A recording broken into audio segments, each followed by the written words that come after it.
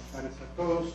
Nuestra institución se engalana el día de hoy con la presencia de don Juan Velázquez, abogado penalista, que huelga cualquier comentario respecto de su línea profesional, de su trayectoria en el Foro Mexicano.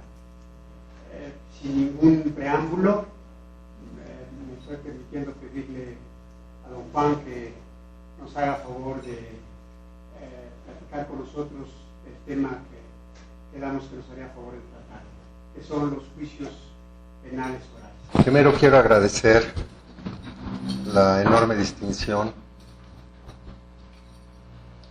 de la invitación para que venga este día a esta universidad y hablar con ustedes.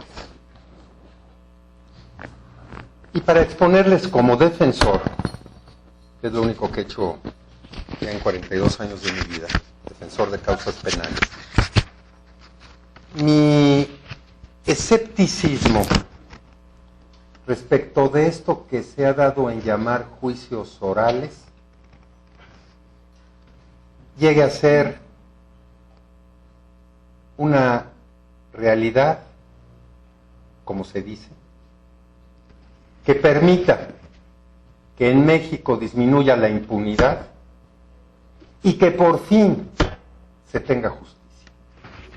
Hay ordenamientos legales que contemplan delitos, actos u omisiones que las leyes penales sancionan. Ordenamientos legales que podríamos reducir al Código Penal Federal. Delitos que, como todos los delitos, se castigan con penas de prisión.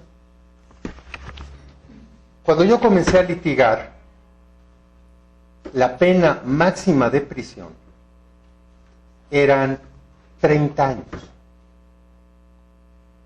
Para que muchos se opusieran a esos 30 años, diciendo que eran muy poquitos.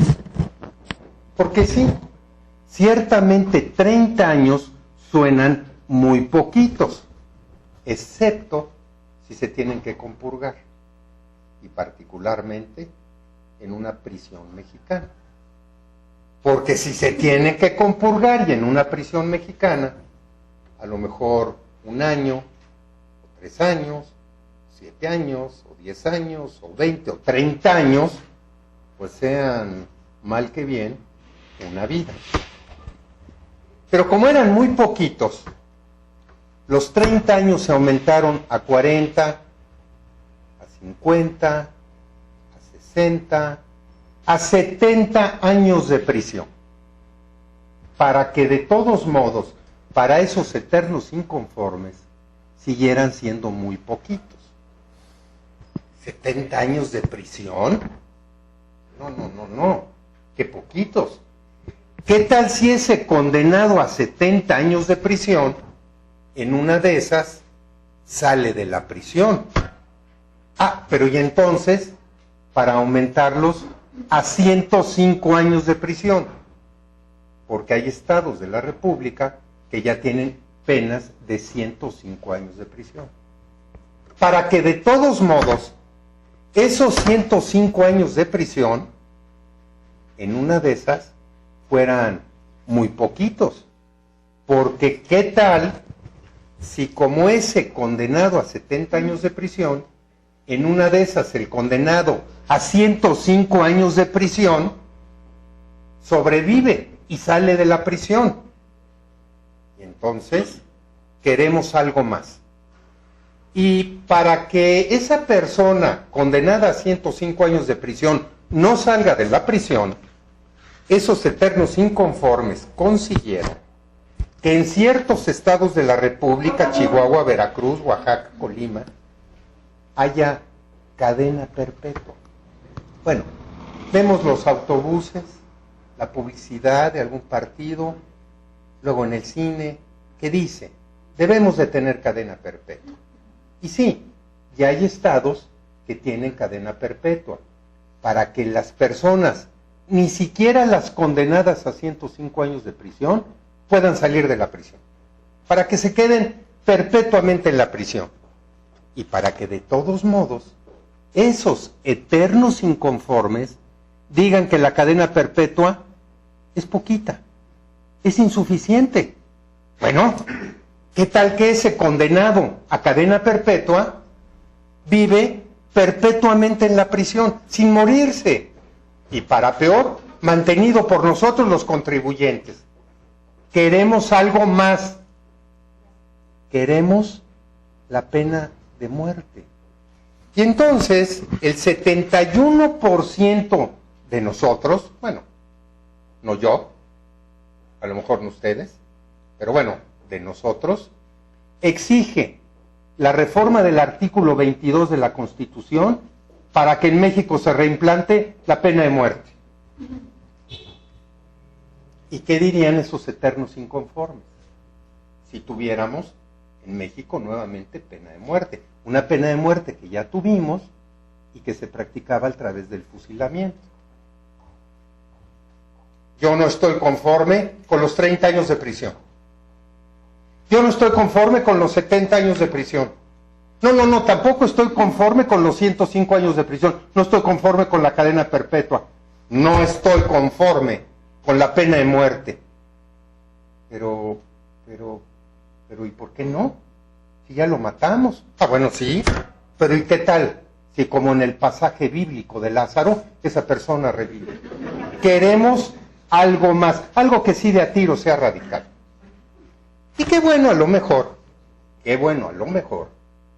que a esos criminales odiosos, homicidas, secuestradores, delincuentes contra la salud, se castigue rigurosamente.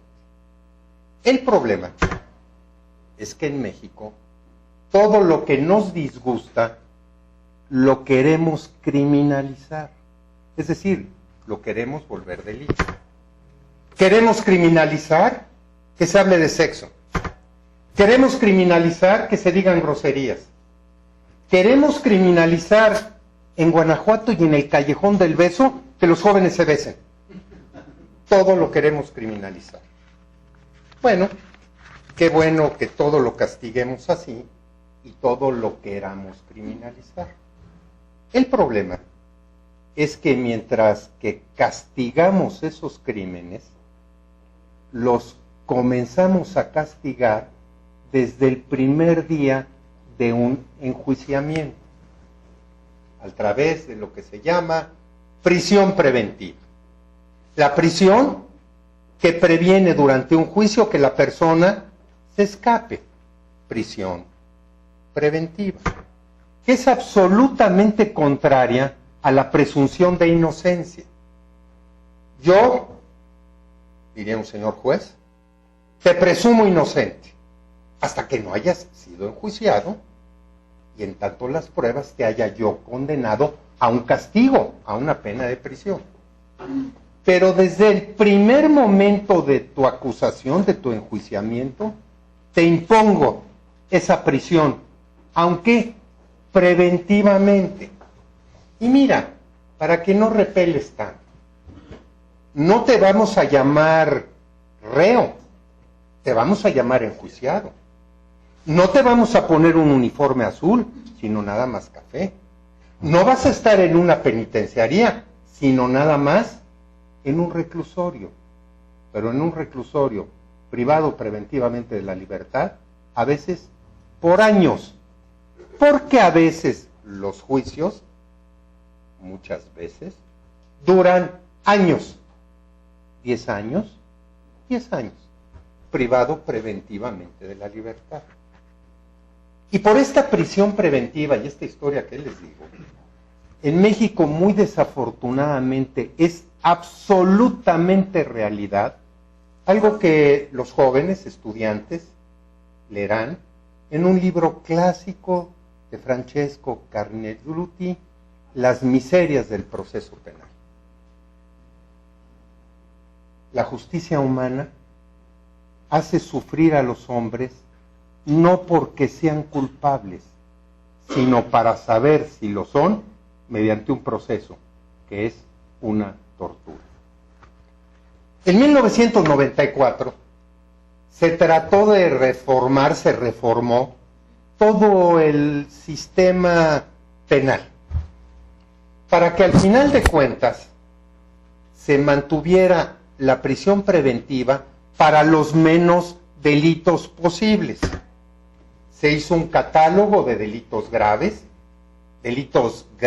que obligan a prisión preventiva, delitos graves que impiden lo contrario a la prisión preventiva, que es la libertad provisional bajo caución, digamos bajo fianza. Y para que ese catálogo, esa lista de delitos graves, fuera, como ya dije, de los menos posibles. Más o menos 100 delitos. Para que ahora esa lista sea de más de 400 delitos. Es decir, para que casi todos los delitos sean graves y obliguen a prisión preventiva. Cuando para peor, la alta comisionada para los derechos humanos de la Organización de las Naciones Unidas nos advirtió: en México, la justicia penal es o la injusticia penal, diría yo, es una justicia o injusticia para los pobres. Porque al 90% de los procesados, presos además, los defienden heroicamente los defensores de oficio. Y yo digo que heroicamente porque tienen que enfrentarse a las procuradurías que tienen infinitamente más recursos que esos procesados y sus defensores. Defensores de oficio en los fueros comunes que defienden un promedio cada uno de 250 casos. Defensores de oficio que ganan unos 10,000 pesos mensuales. Defensores de oficio que pierden el 94% de los casos que defienden. Y de ese 94%, el 42% son inocentes, que se quedan en la prisión 105 años, o perpetuamente, o en una de esas perdiendo la vida, no por ser culpables, sino por ser pobres y no haberse podido defender a través de un pobre defensor. Bueno, nos han dicho nuestros señores legisladores, por eso es que ahora vamos a tener juicios orales. Por eso en el 2008 se reformó fundamentalmente la Constitución, del artículo 16 al 22, el 73, el 115 y el 123, para tener juicios orales. Juicios orales que nos van a permitir tener justicia. Juicios orales que van a abatir la impunidad. Hay los foros, esos foros ciudadanos, en los que gente muy valiosa reclama que ya entren en vigor los juicios orales, para que por fin se disminuya la impunidad, para que por fin tengamos justicia. Respecto de esta historia de los juicios orales que van a desaparecer esto que les he dicho, yo veo un aspecto positivo y luego otro, el que estoy escéptico. El positivo, que muchas de esas conductas absurdas que hemos criminalizado se descriminalicen. Les voy a poner un ejemplo. En la Ciudad de México es delito grave que obliga a prisión preventiva, a un juicio de 2 o 3 años, a una condena y eventualmente a una libertad por antecedentes penales, etc. El hecho absolutamente condenable, reprobable, de un majadero que en un vagón del metro manosea a una mujer.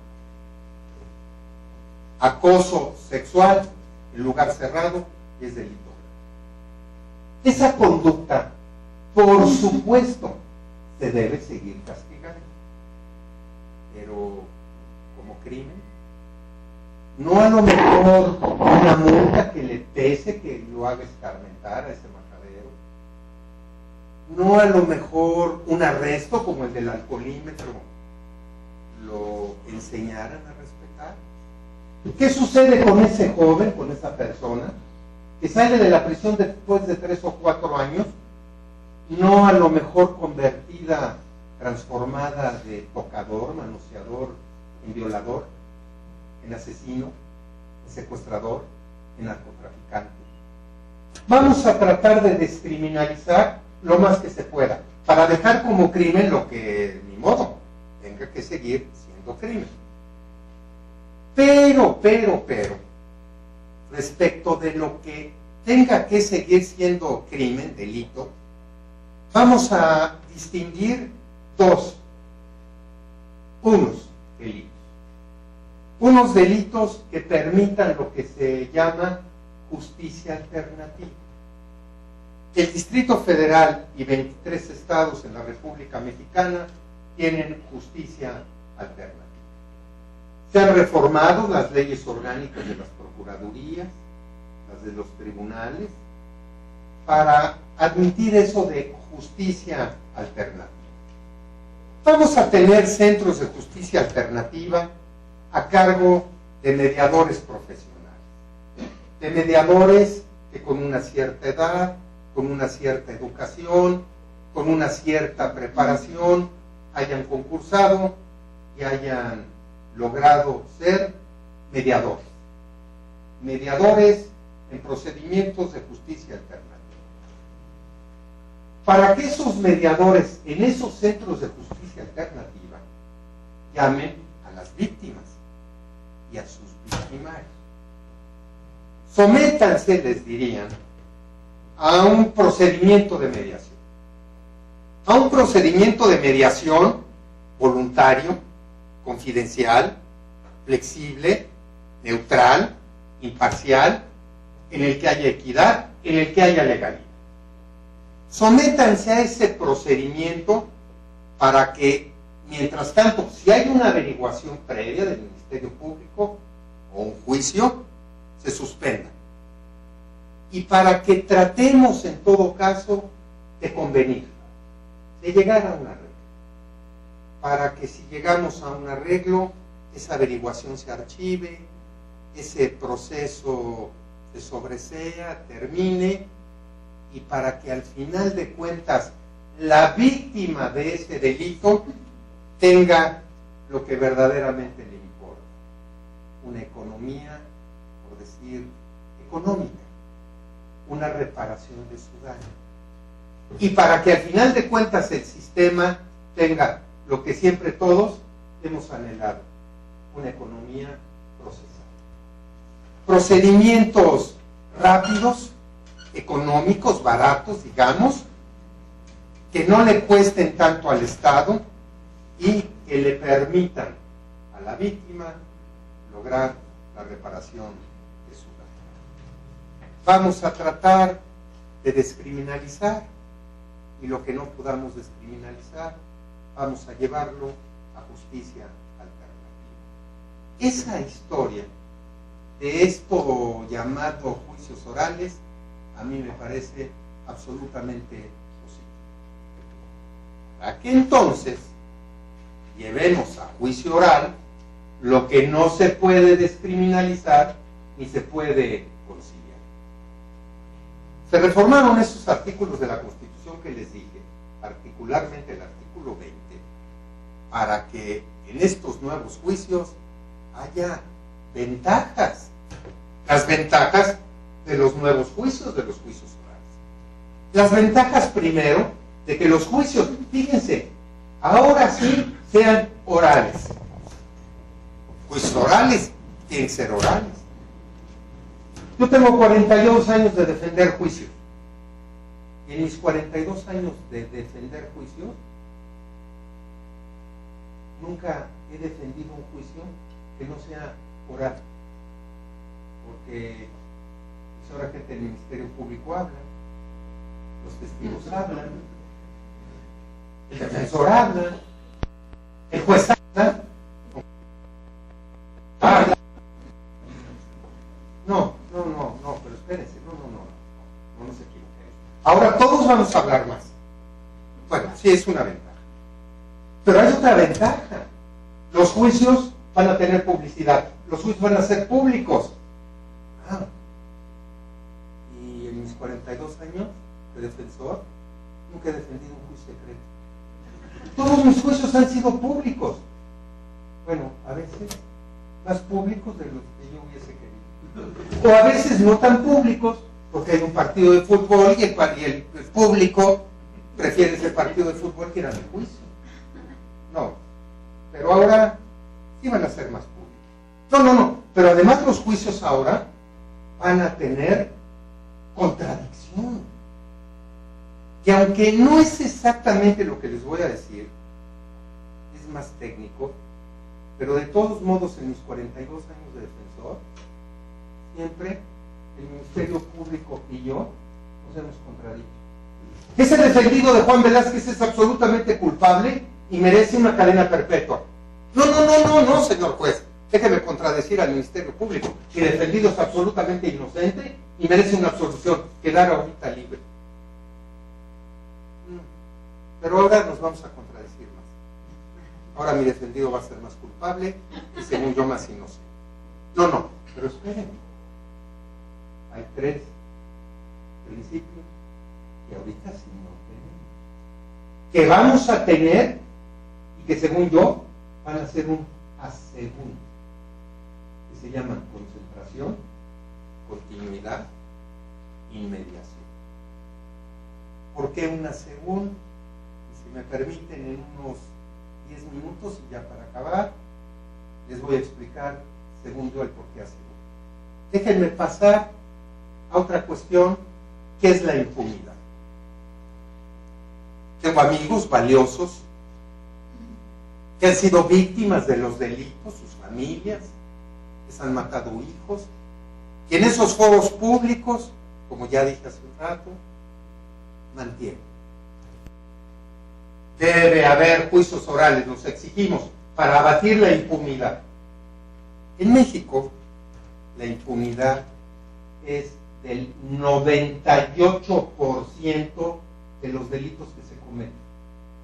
Solamente 2 de cada 100 delitos se castiga, y usualmente es porque al delincuente se le detiene, se le sorprende y se le detiene en flagrancia. Si al delincuente no se le detiene en flagrancia, hay el 98% de probabilidades de que ya nunca se le detiene. Una impunidad que mucho se debe porque el 75% de las víctimas no denuncian haber sido víctima de un delito. El 25% denuncia.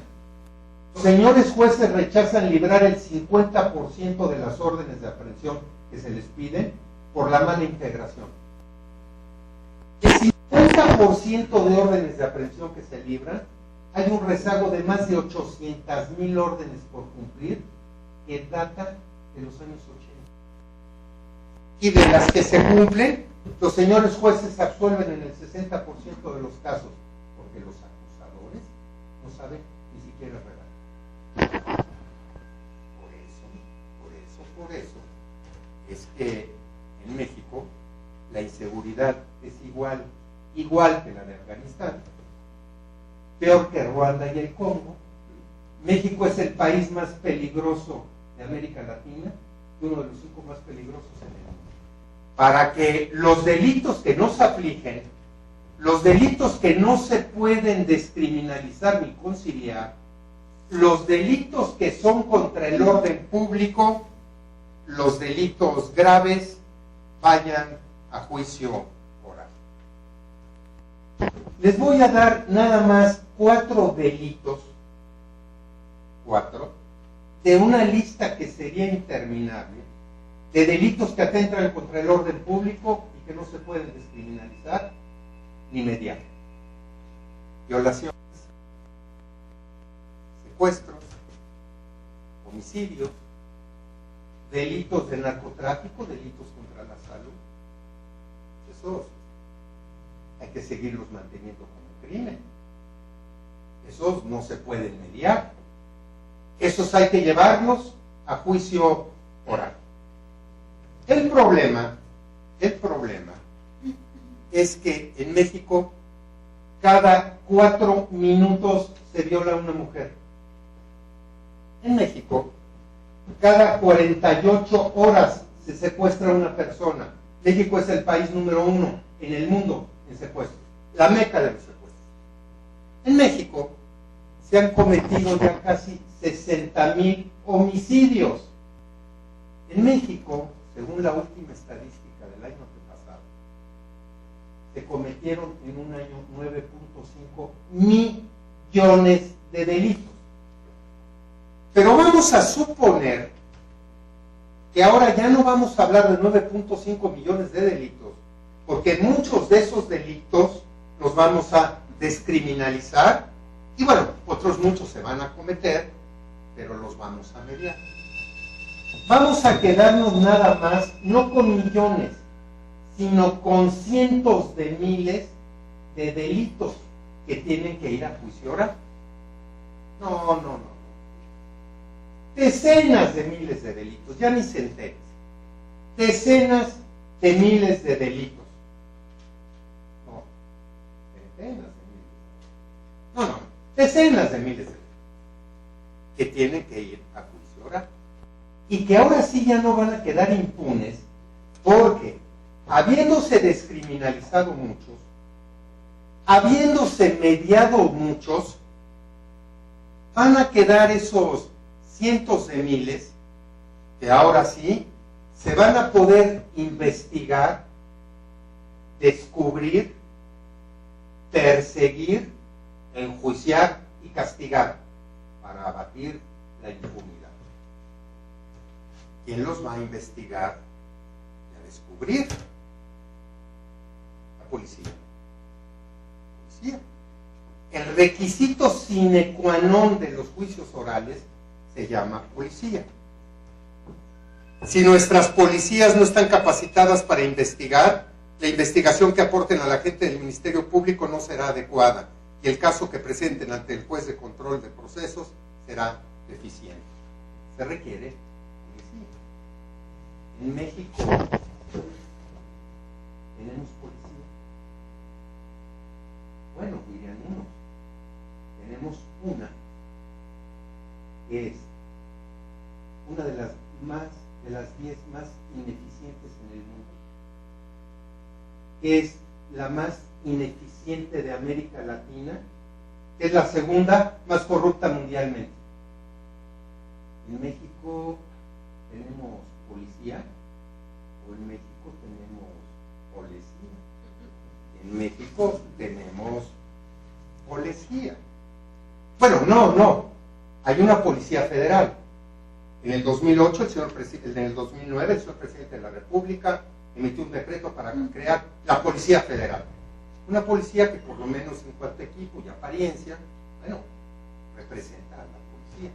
Nada más que el problema es que esa policía es a nivel federal. Esa policía tiene 35,000 policías nada más. En México se requieren cuando menos 300,000, 350,000 a nivel federal. Y a nivel estatal y municipal, en México hay 400 municipios sin policía. Hay 800 municipios con policía que apenas cursó la primaria, que gana 1,000 pesos, que no tienen dinero para zapatos y por supuesto menos para equipo o armamento. En México tenemos policía. No tenemos policía. Y sin policía que investigue, ¿cómo es que esos juicios van a ser? ¿Cómo es que se va a abatir la impunidad? Todos nosotros vemos muy didácticamente, divertidamente, esos programas de CSI, de detectives médicos, un homicidio, y llega un equipo, a investigar y para que recojan las pistas, para que informáticamente, para que los registros de teléfono, para que los antecedentes en otro estado, y para que luego de semanas o meses, bueno, reducidas a la hora del programa, descubran al criminal. Un homicidio. Si en México se han cometido 60,000 homicidios. ¿Cómo? Pero espérense. Ya que se hayan investigado y descubierto esos crímenes, ahora ya no se llaman agentes del Ministerio Público, sino fiscales, suena mejor. Fiscales, acusen, para que entonces en una sala de juicio oral se enjuicie a este acusado. Y el juez entonces, después de un juicio, lo condene, lo castigue, se abata la impunidad. En las universidades, en algunas, en la Catedral del Derecho Penal en México, el Instituto Nacional de Ciencias Penales, hay una sala de juicios orales para enseñarles a los alumnos lo que sería un juicio oral. He ido a esa sala. Ven a que veas lo que es una sala de juicio. Juan Velázquez, ¿qué opinas?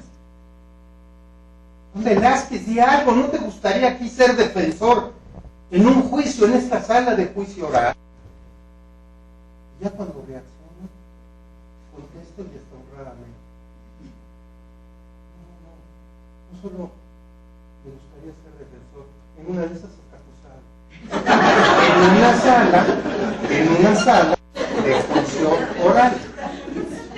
El problema es que para tener policía y salas de juicio oral requiere dinero.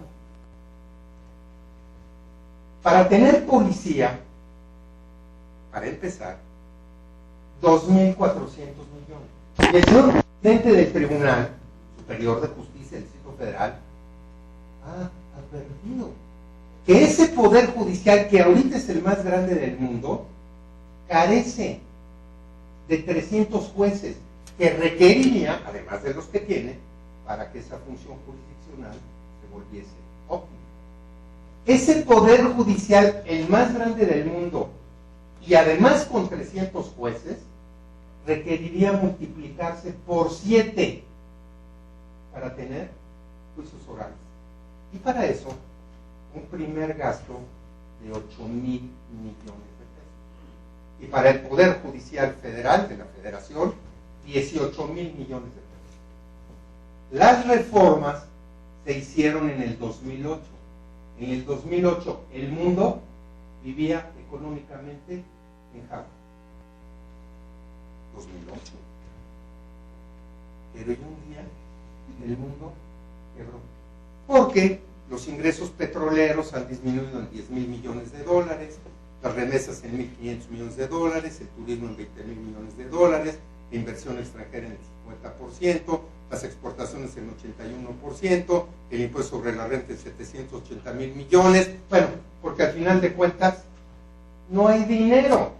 Y como no hay dinero, el presupuesto para los juicios orales, al Distrito Federal y a 20 estados, se les ha recortado en más de 50,000 millones. A la Suprema Corte de Justicia de la Nación, en 3,000 millones de pesos. La Procuraduría General de la República reclama dinero para simular juicios orales. Si no hay dinero para simular, vamos a tener dinero para hacer realidad. Bueno, ¿qué va a pasar sin policía? ¿Qué va a pasar sin juzgado? ¿Vamos a tener castigo o va a seguir habiendo impunidad? ¿Vamos a tener por justicia o vamos a perpetuar la injusticia? quiero terminar refiriéndoles lo que ha pasado en Chihuahua. En Chihuahua, en donde el sistema de justicia ha sido rebasado. Chihuahua está desesperada. Chihuahua que ha tenido un crecimiento en la impunidad del 98 al 98.5%. ¿Qué me parece que pudiera suceder? ¿Recuerdan esa historia de la alta comisionada para los derechos humanos de la Organización de las Naciones Unidas? De que en México la injusticia es para nosotros. Lo cual no es un descubrimiento para nosotros los defensores. Porque nosotros los defensores que acudíamos al Palacio Negro de Lecumberri, la prisión de la Ciudad de México inaugurada en 1910 por el señor presidente Porfirio Díaz, el palacio era un palacio negro, era una prisión. De Lecumberri, el arquitecto que la construyó, había una leyenda escrita en la entrada, escrita por el novelista José Revueltas Preso, que decía: en este lugar maldito, donde reina la tristeza, no se castiga el delito, se castiga la pobreza. Vamos a apresar. Y un señor juez le va a decir al preso: te tengo una buena noticia. Siempre hay una buena noticia. La buena noticia de que tu juicio no va a durar como antes 2 años. ¿Por qué? Una audiencia hoy, otra la semana que entra, otra dentro de un mes, en fin, 2 años. Tu juicio ya no va a durar 2 años. Ve qué buena noticia. Pero se acuerdan que las noticias buenas siempre se acompañan de otra mala. Pero no te pongas tan feliz, porque te tengo otra mala. La de que el día de tu juicio va a ser dentro de 2 años. Por los principios de concentración, continuidad e inmediación. Ahorita no hay concentración ni continuidad. Bueno, esta semana, la semana que entra, en un mes, en 2 meses. No, ahora todo va a tener que ser en un día. O a lo mejor en una semana. O a lo mejor en 7 meses, como ya duró un juicio en el Estado de México. Y entonces, tu juicio va a ser en ese día, en esa semana, en 7 meses, pero en 2 años, porque yo lo voy a tener que presidir, el principio de inmediación. No voy a poder estar como estoy ahora, en mi despacho, resolviendo 20 juicios al mismo tiempo, en tanto que tengo 4, 5, 10 secretarios que están llevando los juicios. Ahora soy yo el que lo tiene que llevar. Y ven mi agenda absolutamente bloqueada. Y durante esos 2 años vas a tener que estar privado de la libertad. Porque déjame decirte que en esos lugares a donde se les ha dado libertad provisional bajo caución y tratándose de delitos no graves, el 80% ya no ha regresado. Pues ni modo que te dejemos en libertad y pues, en una de esas ya no regreses. Vas a tener el día de tu juicio, vas a quedar absuelto dentro de 2 años. O a menos, y este es mi gran temor, o a menos que optes por un juicio abreviado. ¿Y cuál es ese? El juicio sin juicio. ¿Cuál? El de que ya no tengas que ir a un juicio porque hayas confesado. No, espérense. Ya no se llama confesión, no, hombre. Ahora se llama reconocimiento de culpa. Sí, porque a la confesión ya no le vamos a volver a dar el carácter de regina probatorum, de reina pruebas. No. Ahora ya no es confesión, es reconocimiento de culpabilidad. Reconócete culpable para que puepuedas salir anticipadamente. Claro, con antecedentes penales y todo lo que es. Sobre todo, si eres pobre y no tienes que querer. Y a lo mejor sucedería lo que sucede en los Estados Unidos de América, en donde solamente el 5% llega a juicio, a esos juicios que vemos en la televisión. El 95% negocia. ¿Cómo no va a negociar? Si todos, incluyendo a nosotros los defensores, tratamos y a toda costa de descongestionar el sistema. Porque si no descongestionamos el sistema, es un sistema que inexorablemente, por las centenas o decenas de miles de delitos, colapsaría. Este me parece